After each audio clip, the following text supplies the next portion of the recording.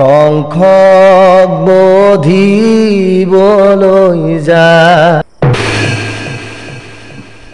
পৰজনম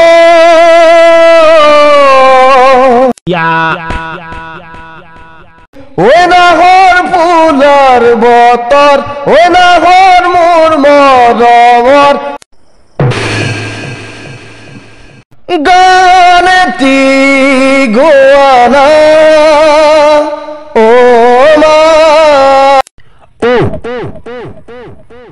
hi guys স্বাগতম জনাইছোঁ আপোনালোকক আজি এটা মোৰ নতুন ভিডিঅ' লৈ আহকচোন এতিয়া মই মানে এনেকুৱা এখন পিছপৰা গাঁৱত আছোঁ যিখন গাঁৱত নেকি এজন একদম মানে শিল্পী আছে যিজন শিল্পী আচলতে মানে যিখন ঘৰত বাস কৰিছে এইখন ঘৰ চাওক আপোনালৈ মই ফোন কৰিছিলোঁ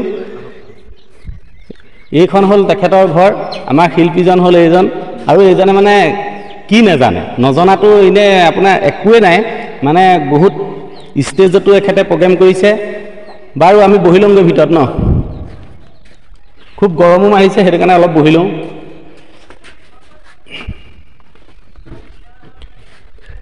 ভালে আছে আছোঁ আছোঁ অঁ ঠিক আছে হেৰি নহয় মই মানে আপোনাৰ এই ফেচবুকত আপোনাৰ কিছুমান গান শুনিছিলোঁ গান শুনি মেলি তাৰমানে ফেচবুকটোৰ নামটো কি আছিলে পাহৰিছোঁ গণেশ কছাৰী বুলি আছে গণেশ কছাৰী ফেচবুকটোত আপোনালোকে ফ'ল' কৰিব যিমান পাৰে আৰু শ্বেয়াৰ কৰিব এনেকুৱা এজন শিল্পী আগবাঢ়ি যাবৰ বাবে আৰু মই এখেতক মানে বহুত ষ্টেজত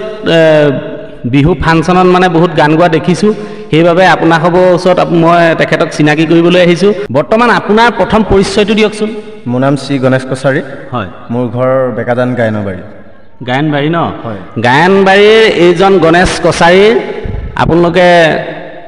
ফেচবুকত হয়তো পাইছেও আৰু তেখেতৰ ফেচবুকত পাই মই মানে তেখেতৰ ওচৰলৈ আহিলোঁ আপোনাৰ ঘৰত কোন কোন আছে মোৰ ঘৰত মোৰ পৰিবাৰ আছে ছোৱালী এগৰাকীয়ে আৰু ল'ৰা এজন আছে তাৰপিছত মা দেউতা নবৌ ভতিজা সহ পৰিয়াল আছে আৰু বহুত সুখী পৰিয়াল এতিয়া মই সুধিব বিচাৰিছোঁ যে আপুনি বুলি নকওঁ আৰু তুমি বুলিয়ে কওঁ ন তাৰমানে বিশেষকৈ তুমি মোতকৈ সৰু হ'বা সেইটো কাৰণে তুমি এই অসমীয়া সংস্কৃতিটোত জড়িত হোৱা কিমান বছৰ হ'ল মই ক্লাছ সৰুৰ পৰাই ধৰক পঢ়ি থকা অৱস্থাৰ পৰাই গীত তেনেকৈ চৰ্চা কৰা নাই এনেকৈ গাই থাকোঁ তেনেকৈ মানে গাই ধৰক এনেকুৱা এটা পৰ্যায় পাইছোঁ আপুনি এনেই গীত মানে কিহৰ নেগেৰা গায়নে নাই বিহুৰ কিবা হেৰি গায় কি গায় মই বিহু গাওঁ তাৰপিছত নেগেৰা গাওঁ তাৰপিছত জ্যোতি সংগীত ৰাভা সংগীত ভূপেন্দ্ৰ সংগীত সকলোটি গাওঁ আৰু ভাওনাত আপুনি জড়িত আছেনে ভাওনাত জড়িত আছোঁ লগৰ এজনে মাতিলে যাওঁ দুহাৰত বহিবলৈ হয় হাই গাইজ এইজন গণেশ কছাৰীৰ বাবে আপোনালোকে যিমান পাৰে ভিডিঅ'টো শ্বেয়াৰ কৰিব আৰু লগতে নীলমণি গগৈ চেনেলটো আপোনালোকে যিমান পাৰে ছাবস্ক্ৰাইব কৰিব লগতে ভিডিঅ'টো যিমান পাৰে শ্বেয়াৰ কৰিব দেই যাতে এইজন শিল্পী আৰু অলপ আগবাঢ়ি যাব পাৰে আপোনালোকে আশীৰ্বাদ কৰিলেহে শিল্পীজন আগবাঢ়ি যাব পাৰিব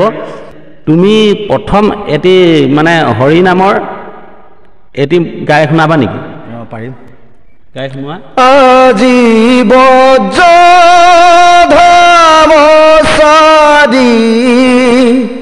মুকুন্দ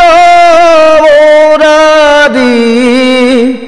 মথুৰা পুৰী লৈ যায় গোপ গোপী হবে কান্দে আৰ্তনাৱে কান্দিছে যখুৱামাই নন্দ কানাই কংখক বধিবলৈ যায় সঁচাই মানে ইমান সুন্দৰ কণ্ঠ মই মানে কোনো ক'বলৈ মানে মুঠতে মোৰ একো ভাষাই নাই ইমান সুন্দৰকৈ গাইছে আপোনালোকে শুনিছে যে এই গণেশ কছাৰীৰ কণ্ঠত সঁচাই যাদু আছে বুলি ক'ব লাগিব ইমান সুন্দৰ কণ্ঠ মই শুনাও নাই ক'তো বহুত এনেদৰে মই মানে আপোনালোকক দেখাই আহিছোঁ ভিডিঅ' এনেকুৱা শিল্পীবিলাকৰ প্ৰতিভাবিলাক আপোনালোকক মই দেখাইও আহিছোঁ কিন্তু এইজনৰ লেখীয়া মই কণ্ঠ শুনা নাই আৰু আপুনি জ্যোতি সংগীত ৰাভা সংগীত গাব জানে ৰাভা সংগীত এটাকে গাম এতিয়া প্ৰথম ৰাভা সংগীত গাব ঠিক আছে ৰাভা সংগীত এটা আপুনি গাই শুনাওকচোন মানে মোক নহয় ৰাইজক শুনাব দেই ৰাইজে শুনক ৰাইজৰ বাবে আপুনি এটা ৰাভা সংগীত গাই শুনক পৰজনম শুভ লগন যদি আমাৰ হয় দেখা পুৰা মানে পিয়ে এই জনম মোৰ হিয়াৰ পূৰ্ণ আশা পৰজনম শুভ লগন তুমি আৰু বেলেগ মই তাৰমানে শুনিছোঁ তোমাৰ কথা মই বহুত জেগাত শুনিছোঁ সেইবাবে তোমাৰ ওচৰলৈ মই আগবাঢ়ি আহিলোঁ তুমি বিহুৰ মঞ্চত গান গোৱা নাই নো গাওঁ গাওঁ অঁ বহুতে কৈছে গান গায় বুলি সেইটো কাৰণে মই মানে বেলেগ এজনৰ ইউটিউবত চালোঁ আৰু তোমাৰ ফেচবুকত চালোঁ বেলেগজনৰ ইউটিউবত চাওঁতে মানে তেখেতৰ মানে তোমাৰ নাম্বাৰটো স্ক্ৰীণত দিয়া আছিলে সেই স্ক্ৰীণৰ পৰা মই মানে নাম্বাৰটো লৈ তোমালৈ ফোন কৰিছিলোঁ যে তোমাৰ ঘৰলৈ মই গৈ আছোঁ তুমি মোক ৰাস্তাটো হেৰি বুজাই দিয়া বুলি ক'লে তুমি বুজাই দিয়া মতে মই তোমালোকৰ ঘৰ পালোহি এতিয়া বিহু ফাংচনত তুমি বিহু গীত যে গোৱা হয় ঠিক তেনেকুৱা এতিয়া বিহু গীত এভাগ গাই পেলাই ৰাইজক শুনোৱা ঐ নাহৰ পাতৰ আৰহতে ও জিলিকে মোৰ জোন হাইলা তোৰে মুখনি ও পদুম তগৰ ফুলিলে ও ফুলিলে মোৰ হেৱালি মৰমত কপে বুকুখনি ঐ নাহৰ ফুলৰ বতৰ ঐ নাহৰ মোৰ মৰমৰ ঐ নাহৰ আনিলি তই বহাগৰে খবৰ একদম সুন্দৰ গাইছে ইমান সুন্দৰ গাইছে মানে মোক গাৰ নোমচাক একদম থিয় দি গৈছে মই মিছা নকওঁ আপোনালোকে নিজে চালে আপোনালোকে গম পাব যে এই শিল্পীজনে কিমান সুন্দৰ গাইছে এতিয়া তুমি ৰাইজক বিহু শুনালা তাৰপৰা ৰাভা সংগীত শুনালা তাৰ পাছত তুমি হৰিনামৰ এটা শুনালা আৰু বেলেগ কিবা জানা নেকি আধুনিক গীত জানো আৰু আধুনিক গীত এটা গাবা ন ঠিক আছে আধুনিক গীত এটা গাই পেলাই ৰাইজক শুনাই মানে ৰাইজৰ মনটো তুমি একদম জোৰ পেলাই দিয়া মোৰতো জোৰ পৰিছে বাৰু দেই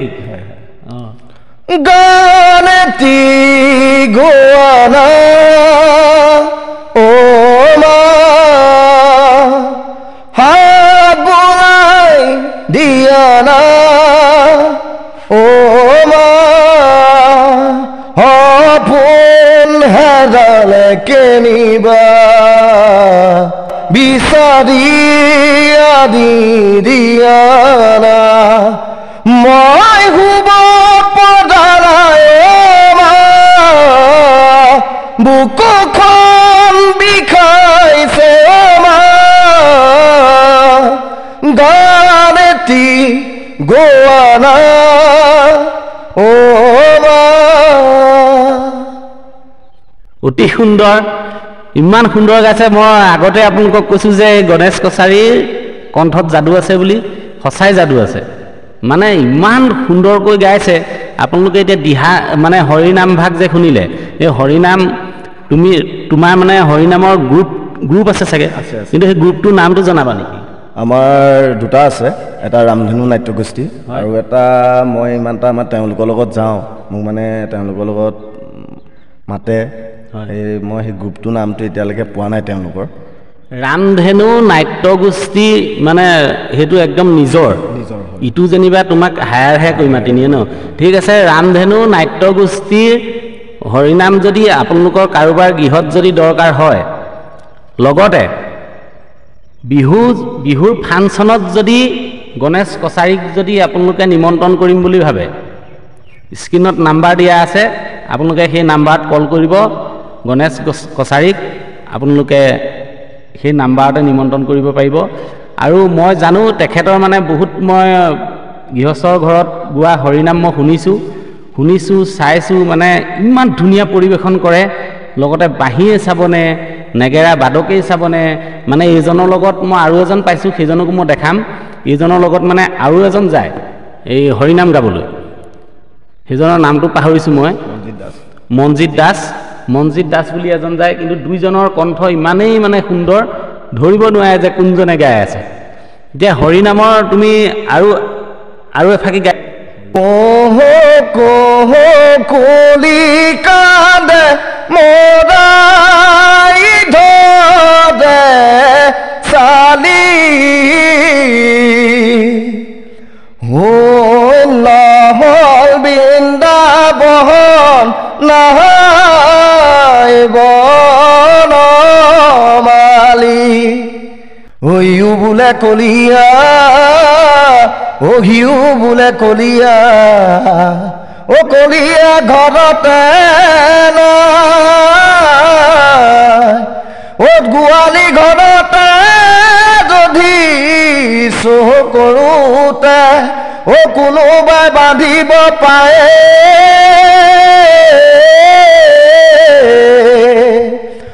কুলি মাতে মুহিলে মন কলিয়া কুলি মাতে মুহিলে মন 16 গোপীকে কি নামে মাতিলে ঘৰতো নবহে মন। অতি সুন্দৰ গাইছা তুমি। আমাৰ ফালৰ পৰা আশীৰ্বাদ থাকিল তোমালৈ, তুমি আৰু আগবাঢ়ি যোৱা, ভৱিষ্যত তোমাৰ ভাল হওক, আয়ুস দীঘল হওক। লগতে আমাৰ ছাবস্ক্ৰাইবাৰ আৰু ভিউচাৰসকলকো কৈছোঁ, এই গণেশ কছাৰীক আপোনালোকে যিমান পাৰে আশীৰ্বাদ কৰিব, যাতে তেখেত আৰু অলপ আগবাঢ়ি যাব পাৰে। আজিলৈ ভিডিঅ'টো ইমানতে আমি সামৰণি মাৰিছোঁ, আৰু নেক্সট ভিডিঅ' চাবৰ বাবে আপোনালোকে মোৰ চেনেলটো ছাবস্ক্ৰাইব কৰিব নাপাহৰিব। ধন্যবাদ।